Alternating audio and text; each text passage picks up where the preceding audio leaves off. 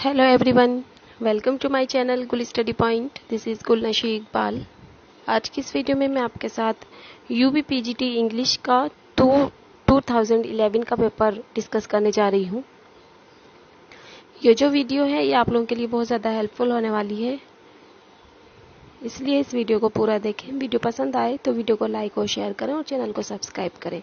देखिए, इसके 50 क्वेश्चंस मैंने अपनी पिछली वीडियो में आप लोगों के साथ डिस्कस कर दिए हैं, यानी कि शेयर कर चुकी हूँ मैं पिछली वीडियो में 50 क्वेश्चंस। अगर आपने वो वीडियो नहीं देखी है तो वीडियो की लिंक मैं डिस्क्रिप्शन में शेयर कर रही हूँ, आप देख सकते हैं। अब तक मैं यूपी पीजीटी इंग्लिश के बहुत सारे पेपर्स जो है सॉल्व करवा चुकी हूँ। अगर आप मेरे चैनल पर नए हैं तो चैनल को सब्सक्राइब करें और बेल आइकन को प्रेस करें और उन सभी पेपर्स को देखें, क्योंकि यूपी पीजीटी और टीजीटी दोनों की जो वैकेंसी निकली थी उनकी एग्ज़ाम डेट भी बहुत जल्दी आने वाली है, तो आप अपनी तैयारी को करते रहिए और प्रीवियस ईयर्स के पेपर्स को भी सॉल्व करते रहिए। क्वेश्चन 50 से आगे देखते हैं। Before the 18th century epidemic from unsanitary condition used to wipe out entire towns. Plunder, terminate, destroy या contaminate. Option number B is correct, terminate.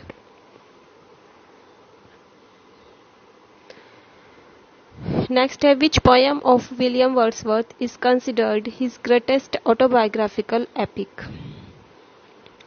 कौन सी पोयम विलियम वर्ड्सवर्थ की एक ग्रेटेस्ट ऑटोबायोग्राफिकल एपिक समझी जाती है? तो उनकी द प्रेल्यूड जो है ऑप्शन नंबर बी, यानी कि द प्रेल्यूड विलियम वर्ड्सवर्थ की जो पोयम है वो ग्रेटेस्ट ऑटोबायोग्राफिकल एपिक उसको कंसिडर किया जाता है।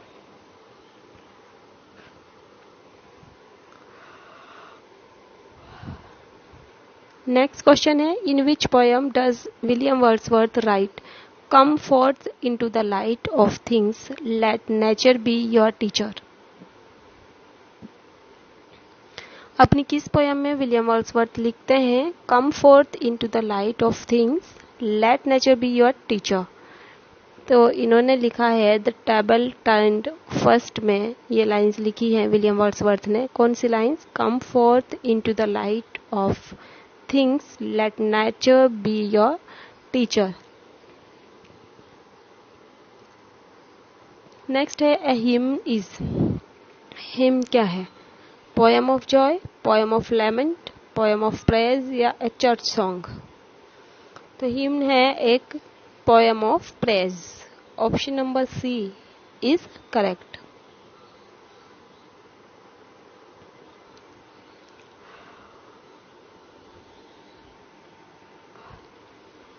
What according to PB Shelley is intellectual beauty?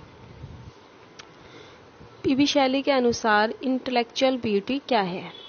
The human mind dreaming, reason pushing away emotions, me human mind at work, the human mind solving political problems.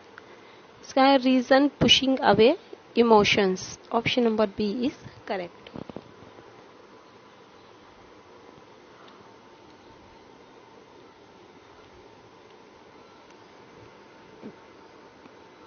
Next है, for which profession John not had licence but never practised it? Pharmacist. For which profession John Keats होगा ये, John Keats had licence but never practised it. Pharmacist है इसका। Next है, which of the following books was translated by John Keats? कौन सी book John Keats के द्वारा translate की गई है? Aeneid. Option number A.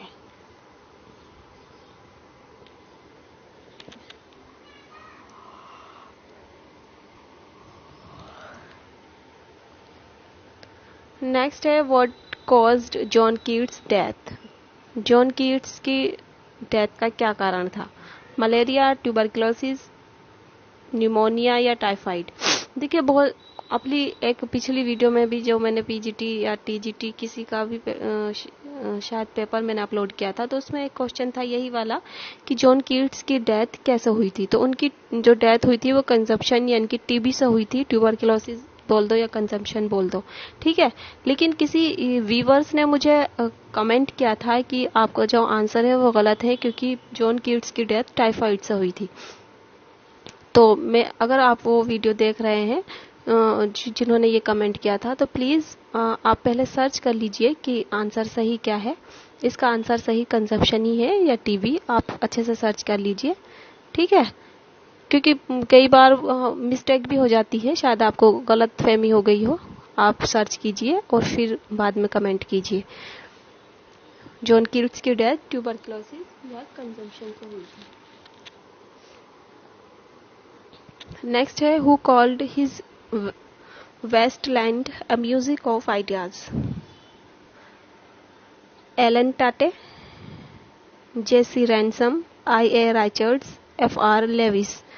I A Richards ने कहा था वेस्टलैंड को म्यूजिक ऑफ आइडियाज।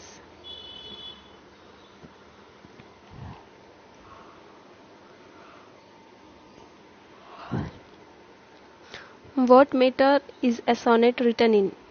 सोनेट किस मीटर में लिखी होती है? Spondaic tetrameter, iambic pentameter, iambic tetrameter या आयम्बिक ट्राईमीटर। तो सोनेट जो लिखी होती है वो आयम्बिक पेंटामीटर में होती है। इसका ऑप्शन नंबर बी सही है।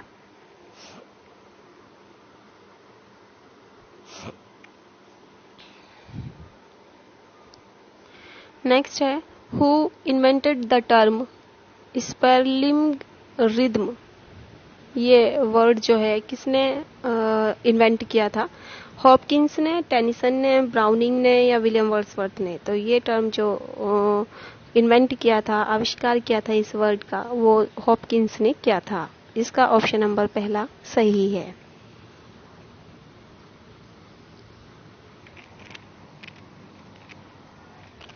Which of the following plays of Shakespeare has an epilogue? Shakespeare के किस प्ले में एपिलॉग है? टेम्पेस्ट में, हेनरी फोर्थ पार्ट फर्स्ट में, हैमलेट में या ट्वेल्थ नाइट में। तो the Tempest is a play of Shakespeare that has an epilogue. तो शेक्सपियर के किस प्ले में एपिलॉग है? द टेम्पेस्ट में।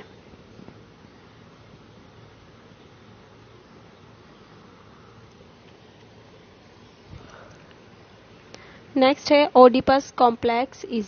ओडिपस कॉम्प्लेक्स क्या है? A kind of physical element, a father's attraction toward his daughter, a brother's attraction toward his sister या a son's attraction towards his mother. Oedipus complex क्या है? तो Oedipus complex है a son's attraction towards his mother. एक बेटे का अपनी माँ के प्रति, माँ की तरफ यानी कि अट्रैक्शन जो है ओडिपस कॉम्प्लेक्स कहलाता है। नेक्स्ट है, who called Shelley a beautiful and ineffectual angel beating in the void his luminous wings in vain. Who called Shelley a beautiful and ineffectual angel beating in the void his luminous wings in vain। तो ये कहा था Matthew Arnold ने PB Shelley को। Who said that Shakespeare in his comedies has only heroines and no heroes? किसने कहा कि Shakespeare अपनी कॉमेडीज में सिर्फ हीरोइंस रखते हैं, हीरोज नहीं? यानी कि उनकी जो कॉमेडीज होती हैं उनमें सिर्फ हीरोइंस होती हैं, हीरोज नहीं होते हैं। ये कहा था जॉन रस्किन ने।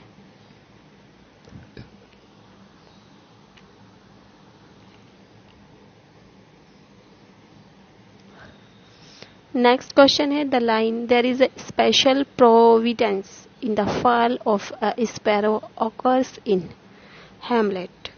ये जो लाइन है, there is a special providence in the fall of a sparrow, ये हैमलेट में ऑकर्स होती हैं। The rarer action is in virtue than in vengeance. This line occurs in Shakespeare's the Tempest.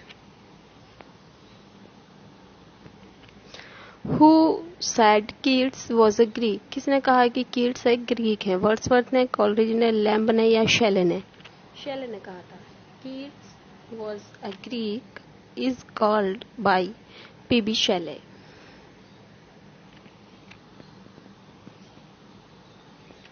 Next है, which stanza form did Shelley use in his famous poem ode to the west point?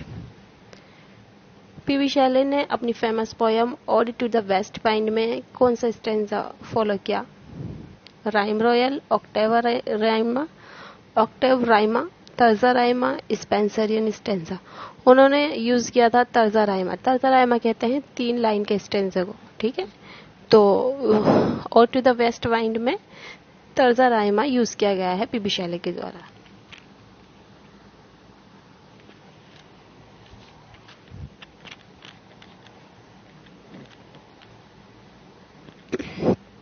Next है, the most notable characteristic of Keats poetry is.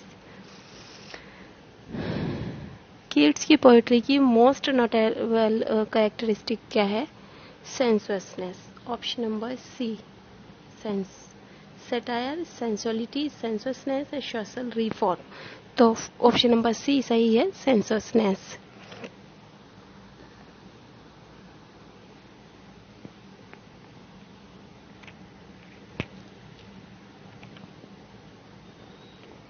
Next है, which Augustan writer's epitaph reads one who strove with all his might to champion liberty. किस Augustan writer की epitaph पे लिखा है? Alexander Pope की। The term metaphysical poets was first used by Ben Jonson, doctor Johnson, Helen Gardner या John Dryden? Doctor Johnson. The term metaphysical poets was first used by doctor Johnson. Next है, एनाग्नोसिस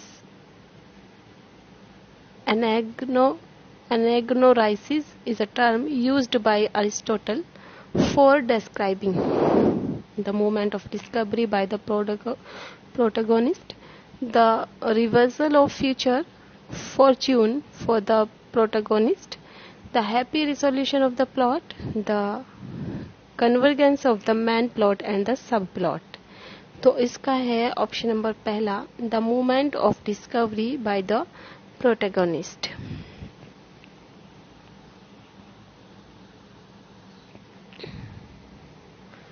the praise of chimney sweepers is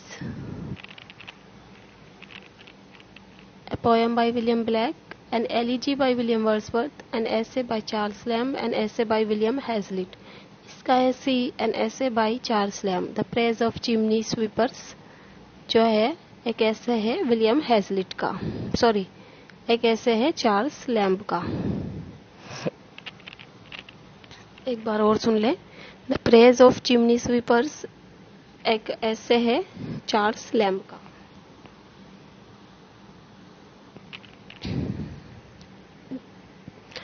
next question है, who among the following made the statement poetry is a criticism of life under the condition fixed for such a criticism by laws of poetic truth and poetic beauty. Poetry is a criticism of life under the condition, ये बात किसने कही थी? ये कहा था Matthew Arnold ने। क्या कहा था कि पोइट्री क्रिटिसिज्म है लाइफ का under the condition fixed for such a criticism by laws of poetic truth and poetic beauty.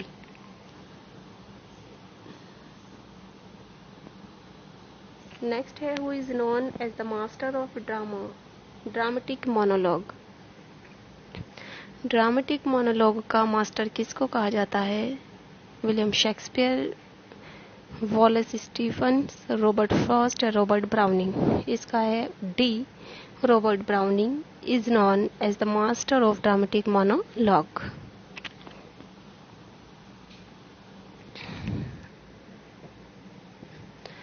What is the subtitle of the play Twelfth Night?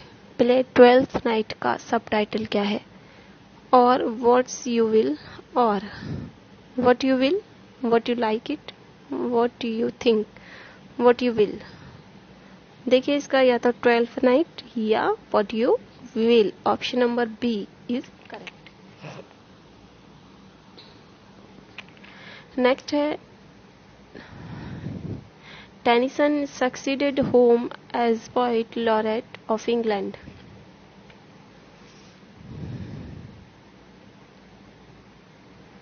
Tennyson ने poet laureate of England को किसको succeed किया? William Wordsworth को। Keats and diamond is dedicated to, John Keats की Endymion जो है वो किसे डेडिकेट है? लेयर हंट को, शेक्सपियर को या Thomas Chatterton. Option number D, Keats and diamond is dedicated to Thomas Chatterton. Next question है, which of the following poets does not belong to the Lake school? इनमें से कौन सा poet Lake school से belong नहीं करते हैं?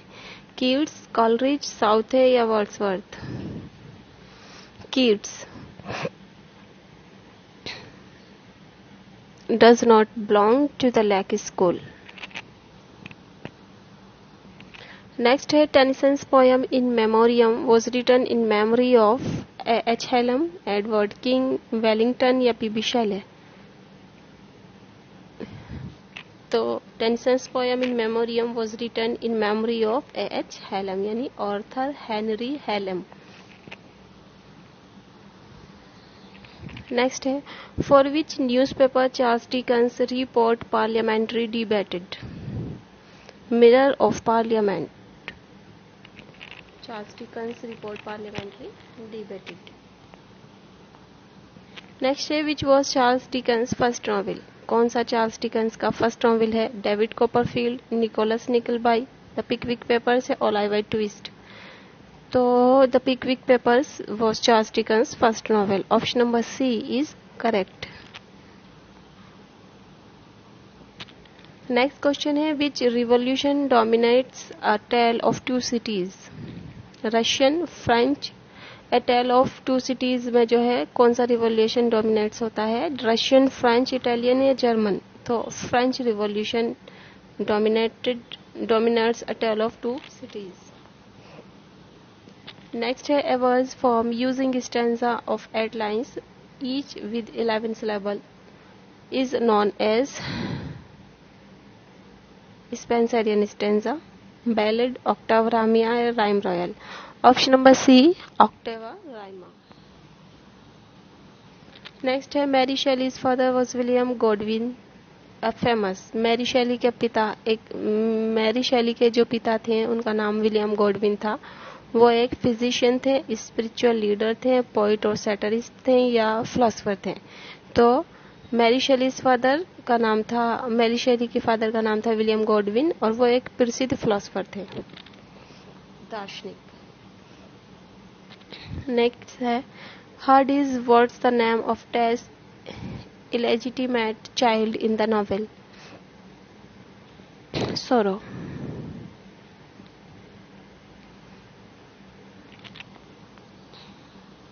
Next है, what motivates Tess to speak to Angel about her past? Angel admits his sins to Tess.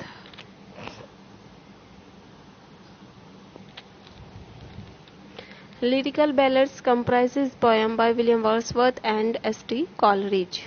Lyrical ballad जो है एक जॉइंट वर्क है विलियम वर्ड्सवर्थ और एस.टी. कॉलरिज का। नेक्स्ट है, the town mentioned in the poem Lady of shallot bye Tennyson is? जो Lady of Shalott में Tennyson के द्वारा एक टाउन को मेंशन किया गया है पोएम में, पोएम का नाम है लेडी ऑफ शैलोट।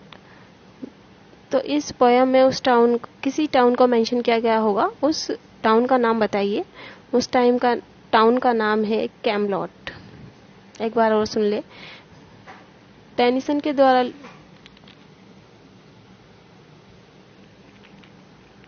के द्वारा लिखी गई पोएम लेडी ऑफ शैलोट में एक टाउन को मेंशन किया गया है, उस टाउन का नाम बताइए। उस टाउन का नाम है कैमलॉट।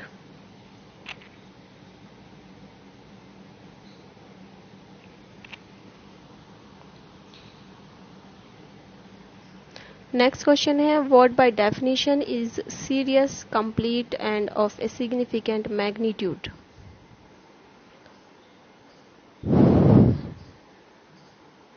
ट्रेजिडी। देखिए, डेफिनेशन से serious, complete end of a significant magnitude क्या है? एक ट्रेजिडी है। The author of the essay tradition and individual talent is, ऐसे है एक ट्रेडिशन एंड इंडिविजुअल टैलेंट, ये किसके द्वारा लिखा गया है? टी.एस. एलियट के द्वारा। तो ये थे हमारी आज की वीडियो, जिसमें हमने आज फिर से 50 क्वेश्चंस को डिस्कस किया है। आई होप वीडियो आपको पसंद आई होगी। अगर वीडियो में आपको लग रहा है कि कोई सा आंसर गलत है तो प्लीज़ कमेंट कीजिए और बताइए कि सही आंसर क्या है। वीडियो आपको पसंद आई हो तो वीडियो को लाइक और शेयर करें और चैनल को सब्सक्राइब करें। ये वीडियो का सेकंड पार्ट था, यानी कि यूपीपीजीटी इंग्लिश 2011 के पेपर का सेकंड पार्ट था। इसके 50 क्वेश्चंस मैंने अपनी पिछली वीडियो में शेयर किए हैं। 50 क्वेश्चंस मैं आज शेयर कर रही हूँ और अगले 50 क्वेश्चंस मैं अपने वीडियो के थर्ड पार्ट में शेयर करूंगी। इसीलिए मेरे चैनल के साथ बने रहिए। अगर आप मेरे चैनल पर नए हैं तो चैनल को सब्सक्राइब कीजिए, बेल आइकन को प्रेस कीजिए, आपको मेरी वीडियोस के नोटिफिकेशन मिलते रहेंगे। तो चलिए चलते हैं, मिलते हैं अगली वीडियो में। तब तक के लिए bye bye, take care, have a nice day.